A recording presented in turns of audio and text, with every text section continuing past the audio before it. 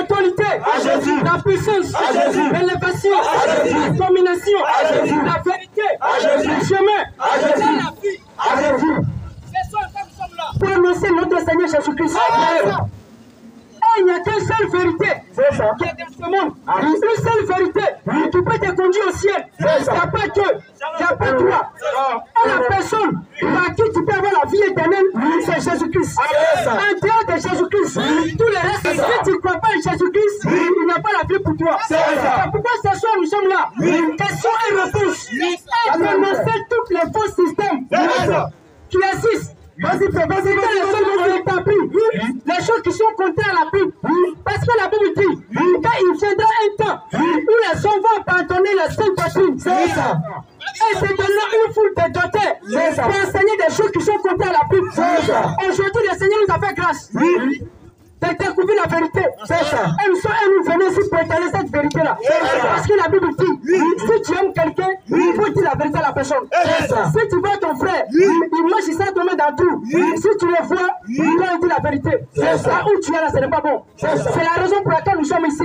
Sinon, nous ne venons pas ici pour condamner les gens. Nous ne sommes pas contre quelqu'un. Nous ne sommes pas contre quelqu'un ici, mais nous sommes contre les faux systèmes, les fausses doctrines, les enseignements que ces écrits détiennent, les contraires à la Bible. C'est la raison pour laquelle nous sommes là. Sinon, les individus, on n'a rien contre eux. On n'a rien contre eux. Donc, prêtez l'oreille et écoutez. Parce que la vérité n'est pas dans une communauté. La vérité ne se trouve pas dans une église. La vérité n'est pas dans une communauté. La vérité, c'est le Seigneur Jésus-Christ. Mais c'est Jésus qui est.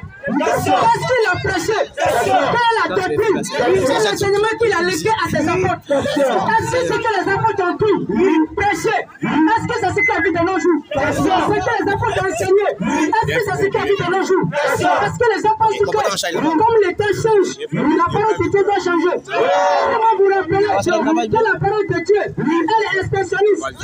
La parole de Dieu, elle ne change jamais. Vous dit que Dieu, il est le même Jésus-Christ, il est le même hier, aujourd'hui, éternellement. La vérité ne change jamais. Est-ce que la vérité est aux catholiques? La vérité est aux assemblées de Dieu. La vérité est chez les baptistes. La vérité est chez les saints des derniers jours. La vérité est dans l'islam. Parce que si nous voyons que la vérité, elle est aux catholiques, c'est que tous les autres sont dans le faux.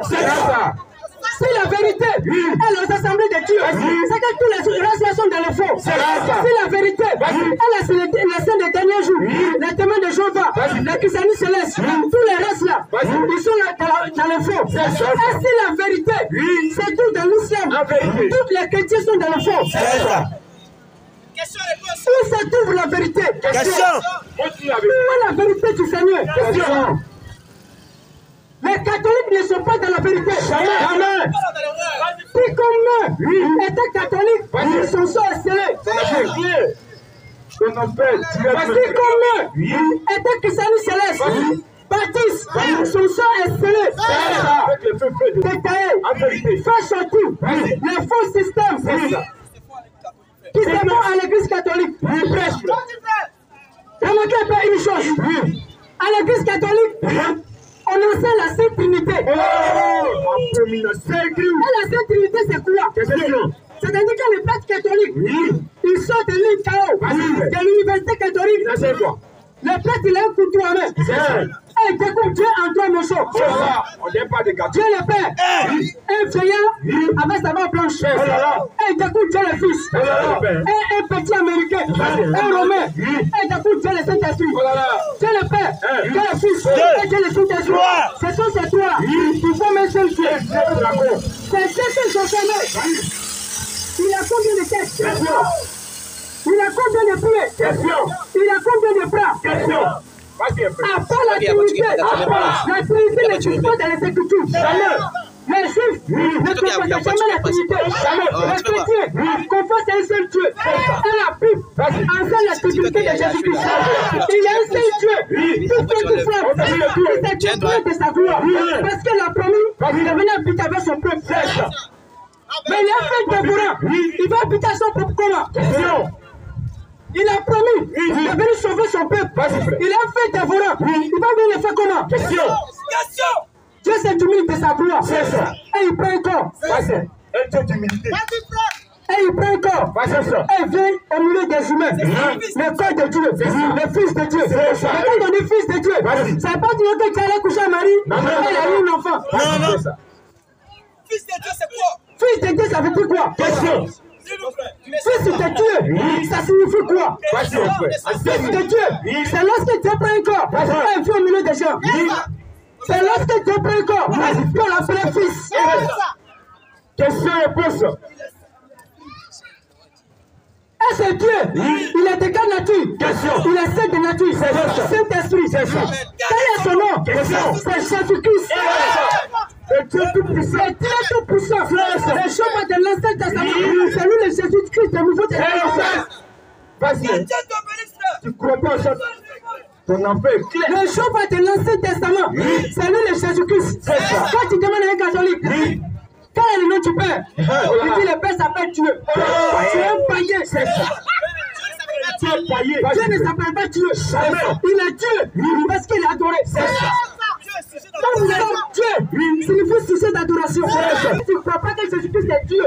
Tu vas en enfer. Tu ne verras pas le ciel. Si tu mets dans ça, dans cette foi, tu ne verras pas le ciel. Avec amour. Tu ne verras pas le ciel. Le Seigneur Jésus-Christ, le Dieu que nous adorons, le Dieu qui a créé le ciel et la terre, il porte un nom. Son nom c'est Jésus-Christ. Parce que depuis des temps, son nom n'a pas été révélé. Et il a promis de révéler son nom à son peuple. Il dit plus tard son peuple connaîtra son nom. Et quand il est venu se révéler sur le nom de Jésus-Christ. Le nom puissant. C'est le nom dans lequel il y a la vie. C'est le nom dans lequel il y a le salut. C'est le nom dans lequel il y a la guérison. C'est le nom dans lequel il y a la vie éternelle. C'est dans ce nom qu'il y a tout. Vous connaissez les dieux. À l'église catholique, on prie avec les statues. Des féticheurs. Dans la Bible, quel Dieu qui a pris avec les statues? Quel Dieu qui a pris avec le chapelet? Quel Dieu qui a pris avec ton mari? Quel Dieu qui a pris avec les bougies? C'est pourquoi nous disons une communauté dans laquelle on prie avec les bougies, les statues. Toutes ces communautés-là viennent du diable. On fait, si c'est mains, les sérums, mon ami, tout ça là, il ne peut pas bouger. Et ils nous ont vu prêcher, ils nous ont appelés à aller prier pour nous. Donc pour montrer que le Dieu que nous servons est vivant, on est allé prier pour le monsieur. Et devant tout le monde, le monsieur c'est le Dieu. Jésus-Christ est le Dieu tout puissant. La guérison sur ces scènes. Seigneur Jésus-Christ est facile. Il est le Dieu tout puissant. Il a dit, voici les miracles qui accompagnent ceux qui auront cru. En son nom, ils imposeront les mains aux malades et les malades seront guéris. Parce que le Dieu de certains est mort. Et le Dieu ne peut pas guérir quelqu'un.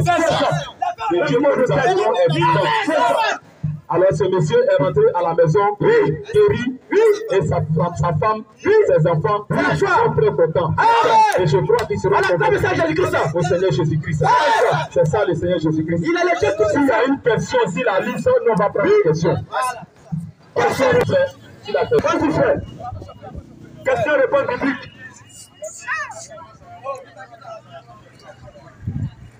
À Jésus, l'autorité, à Jésus, la majesté, à Jésus, la louange, à Jésus, l'adoration, à Jésus, l'élévation, à Jésus, l'adoration, à Jésus, la principauté, à Jésus, la royauté, à Jésus, appelle Papa Philippe, appelle Philippe, appelle les relais du désert, appelle les Mormons, appelle les témoins, les Mormons, les assemblées de Dieu, les christianistes célestes, les baptistes, les œuvres mission, les forces royales, appelle les musulmans, les sont des possédés.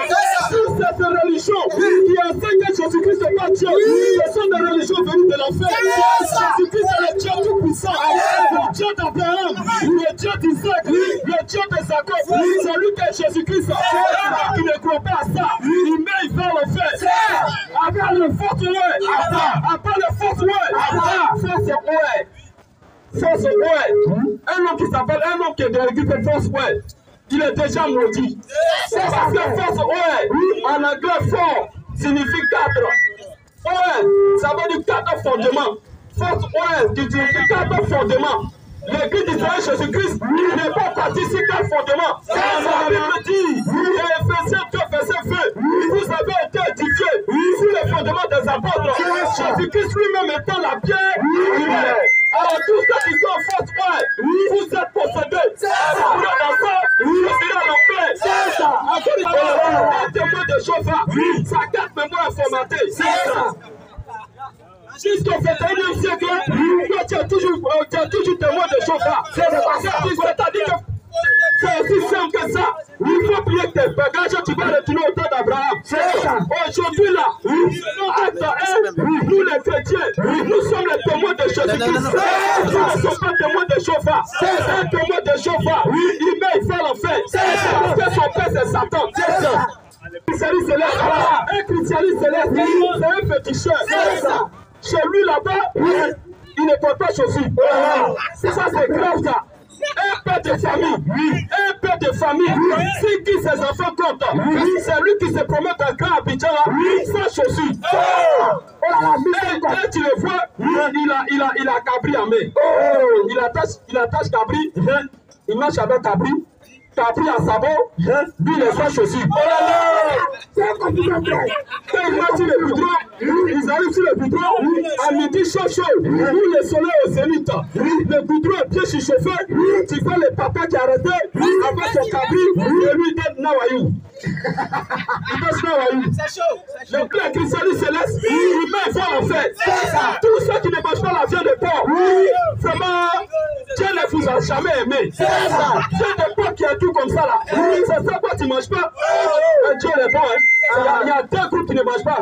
La viande de porc, ça c'est bon. Parce que si les seuls là ils mangeaient là, viande de porc là, ça allait devenir cher sur le marché.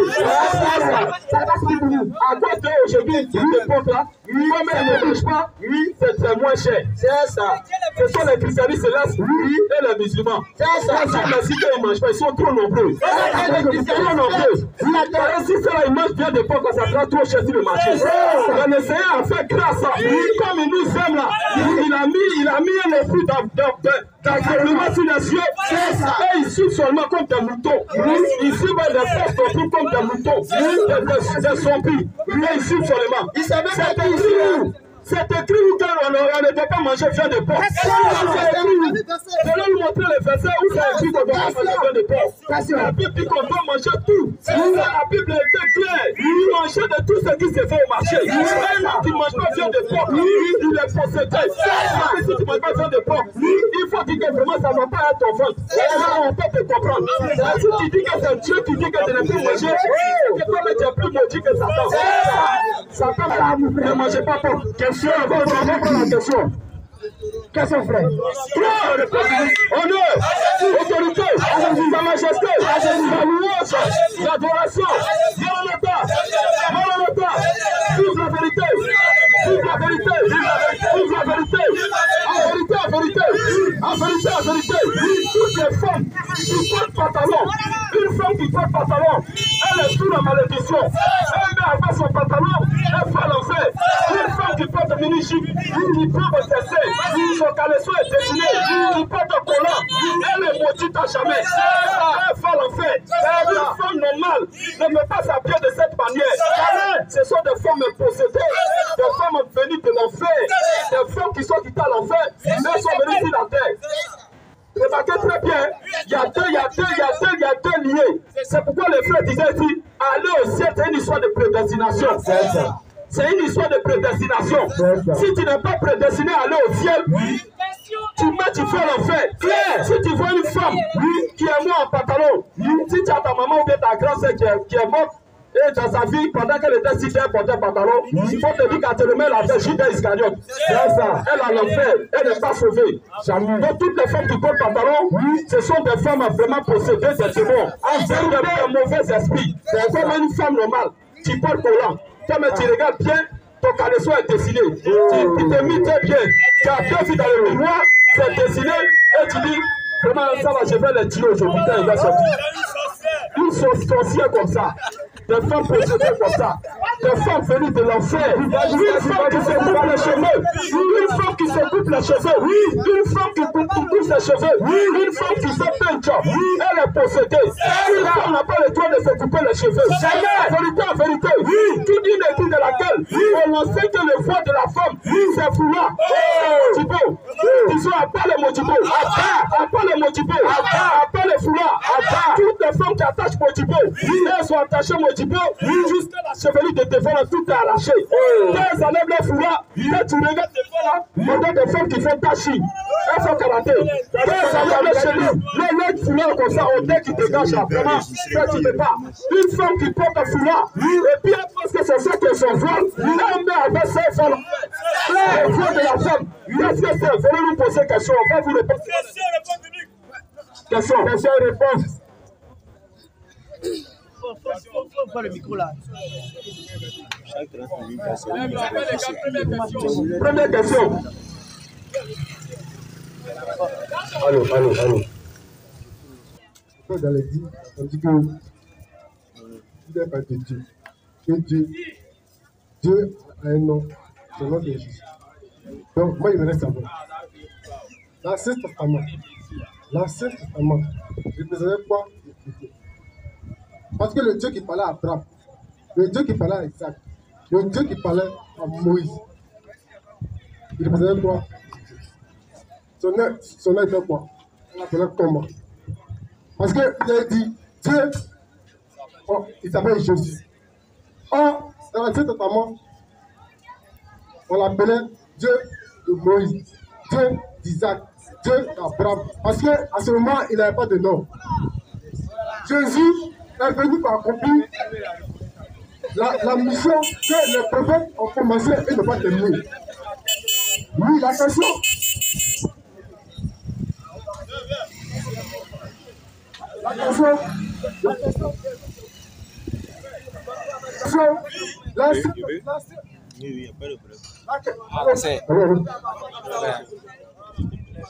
La question, l'Ancien Testament représente quoi pour les chrétiens?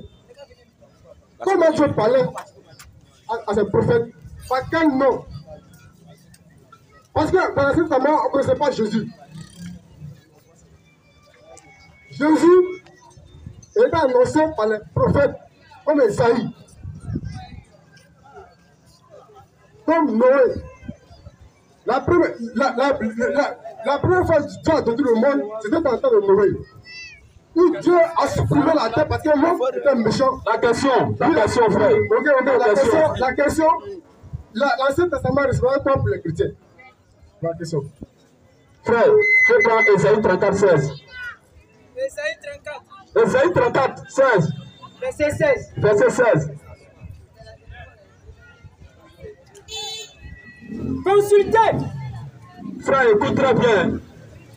Ce verset-là ne va te répondre.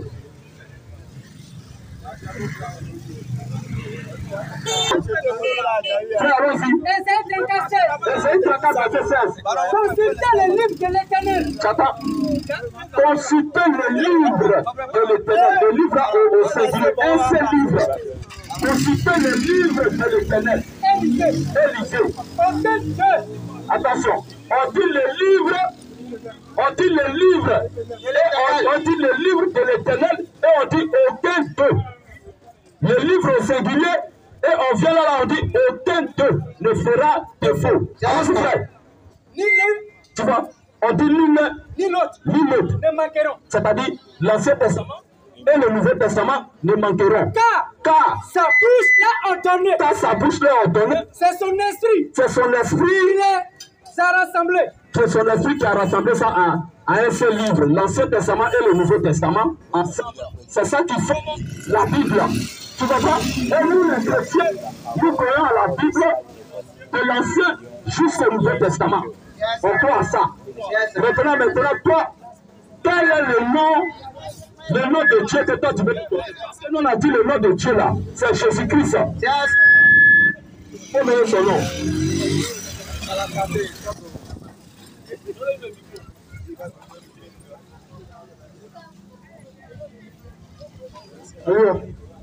Le Père Jésus-Christ, on peut dire c'est un messager, c'est un prophète. Que Dieu a envoyé pour accomplir la mission que le prophète, dans ce prophète, a commencé à accomplir. Jésus-Christ, en réalité, est le Messie. Comment le Messie, c'est pas dit que. Frère, quel est le nom de Dieu que Dieu nous donne? Nous on dit le nom du Seigneur là, le nom de Dieu là, le Dieu d'Abraham, d'Isaac et de Jacob, c'est son nom qui est Jésus-Christ. Maintenant, toi, tu dis que tu n'es pas d'accord. Quel est le nom? Le nom. Pourquoi nous faire tourner en bruit? Non, je ne veux pas tourner. En fait, je vais vous dire quelque chose. Jésus-Christ, comment tu as nous dit quelque chose? Il faut nous donner le nom. C'est un rebelle. Jésus-Christ, c'est un nom. C'est un nom. Le Saint-Esprit est donné. On l'appellera Jésus parce qu'il est le vivant. Qui est le Saint-Esprit? Le Saint-Esprit, c'est qui? Le Saint-Esprit, c'est Dieu. Maintenant, Dieu s'appelle comment? Dieu, il a son nom singulier qui s'appelle Dieu. Dieu s'appelle Dieu. C'est que le frère. Tu fais pitié même. Frère, écoute-moi ici. Frère, écoute-moi ici. Dieu ne s'appelle pas Dieu. Moi, je suis arrêté là. Je suis un garçon. Mon nom n'est pas garçon. Tu vois, je suis arrêté là, je suis un garçon. Mais mon nom, ce n'est pas garçon. Dieu, ce n'est pas un nom. Tu comprends? Dieu, ce n'est pas. Dieu là, ce n'est pas un nom. Dieu là, c'est tout ce qu'on adore, qu'on appelle Dieu. Dieu n'est pas un nom. Si tout de suite là, nous fléchissons chez nous,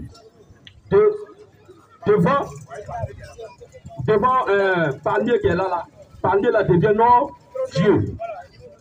Mais panier là, ça ne s'appelle pas Dieu. Tu comprends pas? Si, au village, nos parents adorent les rivières. Les rivières là aussi, c'est leur Dieu. Tu comprends pas? Pour les petits aussi adorent Dieu. Donc, Dieu là, c'est un nom commun. Tu comprends pas? Dieu signifie objet d'adoration. C'est tout ce qu'on adore qu'on appelle Dieu. Maintenant, le Dieu qui a créé le ciel et la terre là, quel est son nom? Question. Quel est son nom? Question. Tu comprends pas? Faut donner son nom. Faut donner son nom. C'est Dieu qui a créé la terre et le ciel. Hein? C'est pas ta parole. Non, attends. C'est comme vous dites là. C'est comme vous dites là. C'est comme vous dites là. Attends, moi, je vais faire comprendre une chose. Jésus-Christ là. Jésus-Christ est le Fils de Dieu. Parce que, en tant que Jean va baptiser Jésus, Jésus-Christ a dit, ceci est mon Fils bien-aimé. En lui, non, attendez-moi. Dieu a dit, ceci est mon Fils bien-aimé. En lui, j'ai mis toute l'affection. Ok, frère, j'ai compris. Je vais te lire Jésus lui-même ce qu'il dit. Jean 17. Jean 17, verset 6. J'ai fait connaître ton nom. Écoute ce que Jésus dit. Hein. Il dit, j'ai fait connaître ton nom. J'ai fait connaître ton nom. Un enfant là, qu'elle est dans le ventre là, il n'est pas encore venu au monde. La seule chose, tu m'écoutes non? La seule chose, la première chose que l'enfant hérite de son père, c'est le nom. Si son papa s'appelle Niaouré, l'enfant n'est même pas encore venu au monde. On sait que c'est petit Niaouré qui est dedans là-bas. Tu comprends peu? Est-ce que tu m'écoutes ton frère? La première chose qu'un enfant qui n'est pas encore venu au monde, il est encore dans le ventre de sa mère, n'est pas encore venu au monde. La première chose qu'il hérite de son père, c'est le nom. Tu comprends? C'est le nom. Tu comprends? Si Niaouré a emprunté sa femme, l'enfant n'est pas encore venu au monde. Déjà, on sait que dans le ventre de sa femme là, c'est un petit Niaouré qui est dedans, ou bien une petite Niaouré. Tu comprends? Alors si Jésus dit ici, j'ai fait connaître, on va lire. J'ai fait connaître ton nom. J'ai fait connaître ton nom. Aux hommes que tu m'as donné. Donc Jésus-Christ dit, j'ai fait connaître ton nom aux hommes que tu m'as donné. Il ne peut pas s'appeler Jésus-Christ et son père va s'appeler André. Tu comprends? S'il s'appelle Jésus-Christ, ça veut dire que c'est le nom qu'il a venu faire connaître là. C'est le nom de son père. C'est ça. Dieu s'appelle Jésus-Christ. C'est ça. C'est ce nom-là qu'il est venu nous révéler. Amen. Ésaïe 52, 6. Ésaïe 56. Lisez avec vie. Ésaïe 56. Ésaïe 56. Dieu lui-même en train de promettre son nom. C'est pourquoi mon peuple connaîtra mon nom. Depuis l'Ancien Testament, Ésaïe 56, il dit, c'est pourquoi mon peuple connaîtra. Il met ça au futur. C'est pourquoi mon peuple connaîtra mon nom. Ça veut dire que depuis lors, son nom n'était pas encore révélé. Abraham, Isaac, Jacob ne connaissaient pas encore son nom. Donc depuis l'Ancien Testament, il dit, c'est pourquoi mon peuple connaîtra mon nom. Alors dit frère, c'est pourquoi il saura en ce jour que c'est moi qui parle. Mais voici. C'est-à-dire, il va se faire voir. Quand on dit mais voici, ça veut dire il va se faire montrer. Ouais, voici. Il va se faire montrer, il va se faire voir. Il est déjà là même. Tu comprends pas? Alors dis frère. Proverbe 34. Proverbe 30. Verset 4. Alors dis frère. Qui est monté aux cieux? Qui est monté au ciel? Qui en est descendu? Qui en est descendu? Qui a recueilli les vents dans ses mains? Qui en a recueilli les vents dans ses mains? Qui a scellé les choses dans son vêtement? Qui a scellé les choses dans ses vêtements? Qui a fait paraître les extrémités de la Qui a terre? fait paraître les extrémités de la terre? Quel est son nom? Attention, c'est lui qui a créé le ciel et la terre là. Quel est son nom? Et quel est le nom de son fils? Quel est le nom de son? C'est pourquoi Jésus dit, frère, écoute-moi ici. Ne vois pas quel est le nom de son fils, ça ne voit pas deux personnes. Hein. Frère, est-ce que tu m'écoutes? Quand on dit quel est le nom de son fils, ne voit pas deux personnes. Hein. Ce n'est pas deux personnes, frère. Tu comprends pas? C'est pourquoi Jésus dit, Père, j'ai fait connaître ton nom à ceux que tu m'as donné. Donc le nom qu'il est venu révéler là, c'est le nom du Seigneur Jésus-Christ. Philippiens 2 à partir du verset 10. Écoute maintenant. Et puis on te prépare à 4. À 4 verset. Philippiens 2. À 4. Philippiens 2, 9. Allons-y frère. Philippiens 2, 9. Écoute ici, Philippiens 2, 9. C'est pourquoi aussi Dieu l'a souverainement élevé. C'est pourquoi aussi Dieu l'a souverainement élevé. Frère, il ne faut pas avoir deux personnes. Dieu l'a été dit, ce n'est pas un nom. Il faut retenir ça d'abord. Dieu là, ce n'est pas un nom. Quand on dit Dieu l'a souverainement élevé, elle lui a donné le nom. Comme tu as touché ce point-là, on va aller au verset 5. Tu vas comprendre Dieu qui l'a souverainement élevé là, c'est qui? Alors dis. Ayez en vous. Les sentiments qui étaient en Jésus-Christ. Les sentiments qui étaient en qui? En Jésus-Christ. Les sentiments qui étaient en Jésus-Christ. Lesquels existant en forme de Dieu. Il existait comment d'abord? En forme de Dieu. Donc, Dieu là, c'est une position dans laquelle lui il quitte pour prendre une position inférieure qu'on appelle la position de fils. C'est le même type, ce n'est pas deux personnes. Hein, tu m'écoutes? On dit que Jésus-Christ, lequel existant d'abord en forme de Dieu. En forme de Dieu. Il existait d'abord en forme de Dieu. N'a pas regardé. Il n'a pas regardé comment il peut arracher. Comme il peut arracher. D'être égal à Dieu, avec Dieu. Qui peut égaler Dieu? Personne. Qui peut être égal avec Dieu? Ésaïe 46, verset 5. Parce que peut-être la divinité de Jésus aussi est mélangée, ça mélange ta tête. Quand Jésus dit mon père, toi tu penses qu'il y a un barbu en haut là-bas qui a envoyé son fils. Si tu penses comme ça, tu vas directement à l'enfer. Frère, allons-y. À qui me comparerez-vous? Écoute, depuis l'Ancien Testament, hein, Jésus dit, frère, tu m'écoutes, depuis l'Ancien Testament, Dieu ne ment pas. Dieu là, il ne ment pas. Il dit, faut suivre ici. Tu vois, depuis l'Ancien Testament, Dieu dit, à qui me comparerez-vous? Dieu ne ment pas. À qui me comparerez-vous? Pour le faire mon égal. Personne ne peut égaler Dieu. Mais on dit Jésus-Christ, là, lequel existant en forme de Dieu, n'a pas regardé comme il peut arracher. Comme il peut arracher. D'être égal avec Dieu. Lui, il est qui comme ça?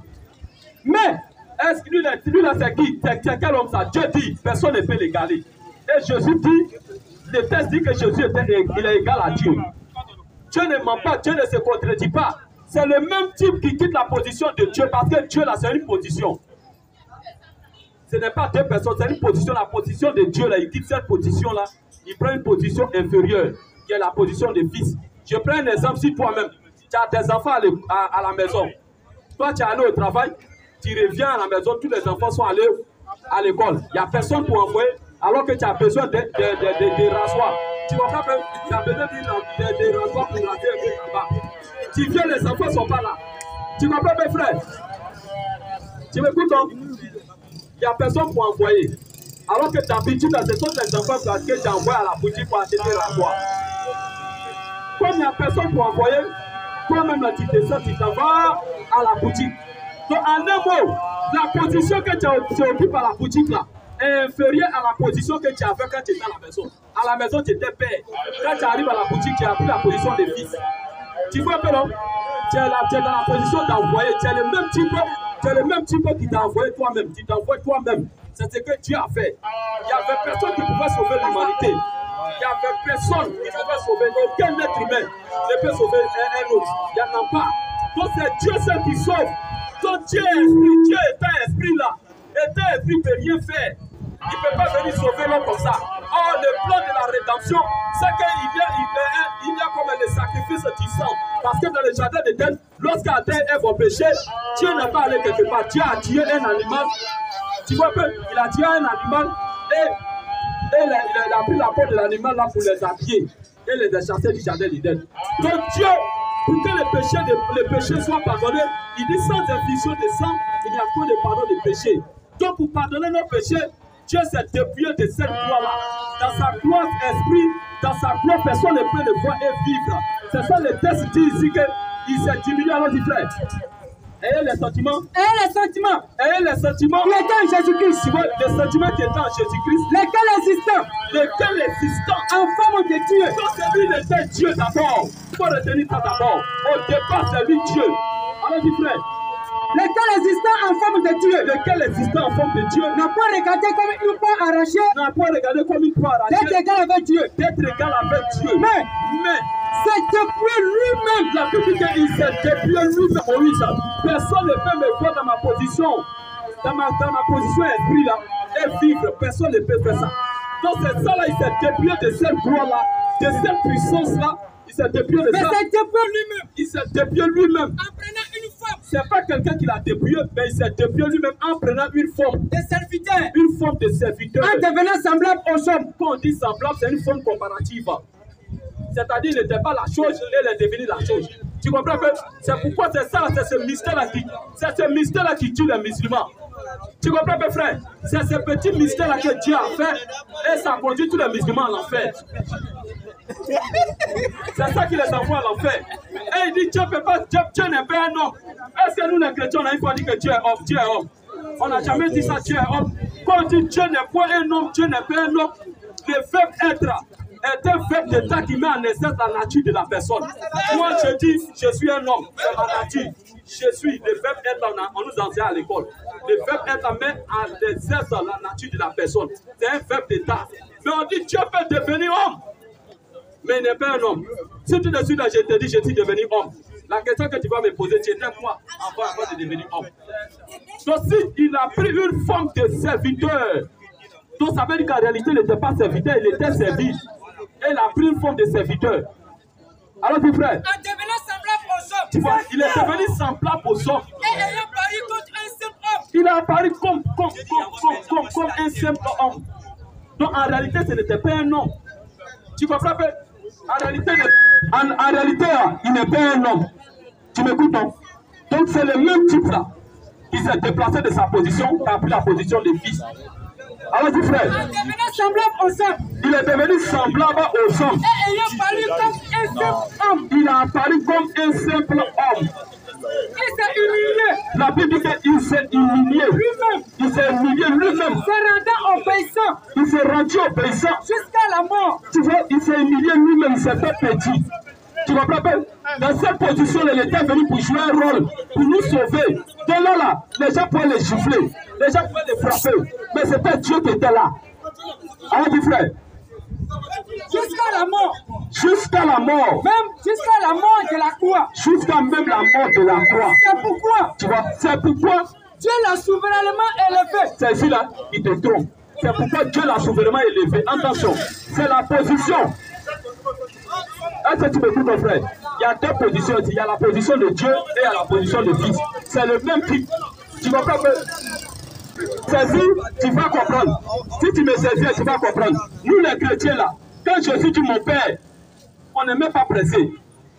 Parce qu'on sait que si la terre a deux semences, s'il descendait sur la terre, boum, comme ça, tout le monde allait boire. L'enfer là, ça allait être vide. Il n'y a personne, il y a personne à l'enfer. Personne. Tu comprends que Donc, il faut qu'il fasse ça parce qu'il y a deux semences qui évoluent sur la terre. Il y a la semence du diable et la semence de Dieu qui sont sur la terre. Donc, Dieu ne peut pas venir montrer aux gens, ah, mais voici, je suis là. Mais tout le monde va croire qu'il va aller à l'enfer, alors que l'enfer est une grande cité qui a besoin de beaucoup d'habitants.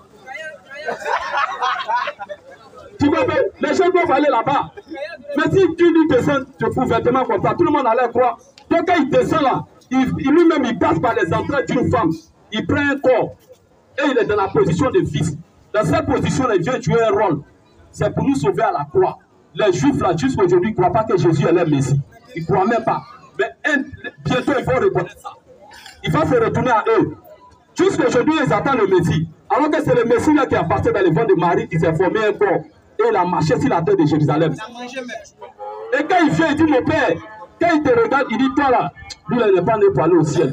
Mon père, tu passes à chercher son père. Tu es perdu alors que c'est lui-même qui est là. Quand il appelle ses disciples à côté, il dit, père là, j'ai dit ça pour que les musulmans, les catholiques, les assemblées de Dieu partent en enfer. Père là, il est à moi. Si tu veux, on va te lire ça. Dis-moi. Attends d'abord, lis-moi. 2 Corinthiens 5, verset 19. Dieu était où? Quand Jésus était cité, Dieu était où? 2 Corinthiens 5, 19. 2 Corinthiens 5, verset 19.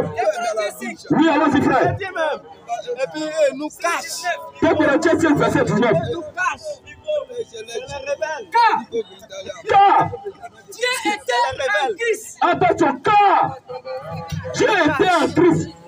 Réconcilier le monde avec lui-même. Donc Jésus était un complément circonstanciel de lui. Quand Jésus était sur terre, Dieu était en lui. Tu ne vois pas. Donc quand il regarde le ciel, il dit, lui, il ne peut pas aller à l'enfer. C'est la semence de Caïn. Si elle lui dit que c'est moi ici là, il va croire pour aller au ciel. Quand il dit mon père, le gars est troublé. Ah, toi, il n'est pas Dieu. Les hommes meurent, mais les esprits ne meurent pas. Les mêmes esprits qui étaient dans les pharisiens, les sadduciens, les scribes, les hérodiens, ces mêmes esprits se sont déplacés. Ils sont actuellement dans les musulmans, dans les catholiques, les assemblées de Dieu, les christianistes de l'Est. Ils sont dans les baptistes, ils sont encore dans les témoins de Jéhovah. Donc c'est lui le même Dieu, le même type là. C'est lui qui fait que pied de cette droite a pris un corps. Donc quand on dit Dieu l'a souverainement élevé, c'est quand il finit de jouer ce rôle-là, il retourne à sa position initiale. Et le nom qu'il a porté au milieu des hommes là, il lève ce nom-là au-dessus de tous les noms. C'est ce mystère qu'il a fait. Et les gens n'ont pas compris. C'est pourquoi Dieu l'a souverainement élevé. Dieu l'a souverainement élevé. Et lui a donné le nom. Lui a donné le nom. Qui est au-dessus de tout nom. Qui est au-dessus de tout nom. Afin qu'au nom de Jésus. Afin qu'au nom de Jésus. Tout genou fléchit. Quand on dit tout genou doit fléchir, ça veut dire c'est l'adoration. C'est lui qu'il faut adorer. À part lui, si tu te mets devant, tu fléchis genou devant Allah, tu vas à l'enfer. Allons-y, frère. Afin qu'au nom de Jésus. Afin qu'au nom de Jésus. Tout genou fléchit. Tout genou doit fléchir l'adoration. Dans les cieux. C'est quel homme ça? Dans les cieux. Sur la terre. Sur la terre. Sous la terre. Même sous la terre. Et que toutes les langues là doivent confesser que Jésus-Christ est Seigneur. Il est le Dieu à la croix de puissant. À la croix de Dieu le Père. Tu vois bien? Donc un homme qui n'adore pas Jésus-Christ et en dehors de Jésus, il a une autre divinité. C'est un